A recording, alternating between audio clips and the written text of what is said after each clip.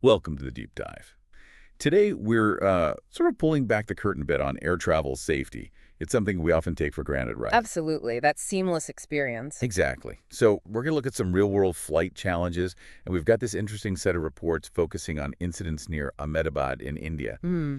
Our mission really is to understand, what goes on behind the scenes, what triggers those immediate actions pilots sometimes have to take. Yeah. And this deep dive should shed some light on the common and maybe some less common reasons for emergency procedures.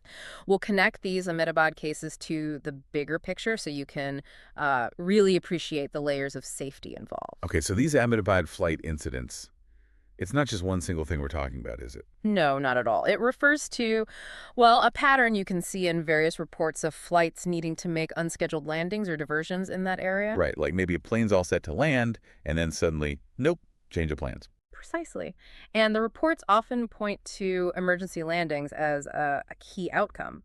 But why? That's the interesting part. Okay, let's unpack that. What are the main reasons cropping up in these reports? What's causing these diversions? What's fascinating looking at the Ahmedabad data is the variety. Engine problems are definitely a big one. Okay, engine problem sounds, serious. It can be, but often it's more subtle. The reports mention things like specific sensor warnings, maybe a reading on the exhaust gas temperature, the EGT is The fluctuating, DTT, right. or maybe there's an odd vibration reading from the engine's N1 fan speed sensor. So not necessarily flames coming out the back, but an early warning. Exactly. It's often preemptive. The systems are designed to flag potential issues. If a sensor even hints at something abnormal, the protocols often demand landing sooner rather than later. It's all about preventing a bigger problem down the line. That makes sense. Better safe than sorry, especially at 35,000 feet. But it's not always the complex machinery failing, is it? I saw mentions of bird strikes. Ah, yes. Bird strikes. I mean, it sounds almost minor. How much trouble can a bird really cause for a huge jet? It's actually surprisingly critical. It's an environmental factor we maybe don't think about much, but yeah, it can cause real damage. Really? Oh, yeah. We're not just talking about, a feather stuck to the nose cone. Reports from around Ahmedabad mention things like bent fan blades inside the engine, Wow. or even in some cases, damage to the plane's body, the fuselage, or a wing. If a bird gets sucked into an engine running at high speed, well, it can mess up the airflow, damage parts, maybe even cause an engine to shut down. Okay, I get it now. So that requires an immediate landing, often an emergency one, just to check everything out, make sure the plane structure is okay, the engines are fine. So a pigeon could potentially ground a multi-million-dollar aircraft. That's Exactly. wild. It really shows the range of things crews deal with. It does. And then there's the human side of things too, right? Like medical emergencies. Absolutely. That's another major reason for diversions you see in the reports. It's not mechanical, obviously, but a sudden health crisis for someone on board, passenger or crew, is definitely time critical. I can't imagine the pressure. You're in the air, someone's seriously ill. Exactly.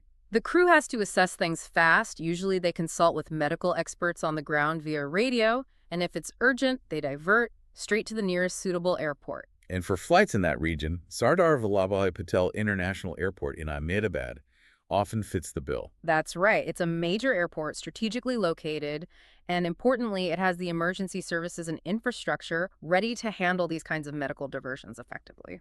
It really highlights how crucial those ground support systems are. Hmm. The pilots make the call, but then the airport teams have to be ready to respond instantly. Yeah, the air traffic controllers, the ground crews, the medical teams, it's a coordinated effort. It sounds like a well-oiled machine designed for the unexpected. It really is.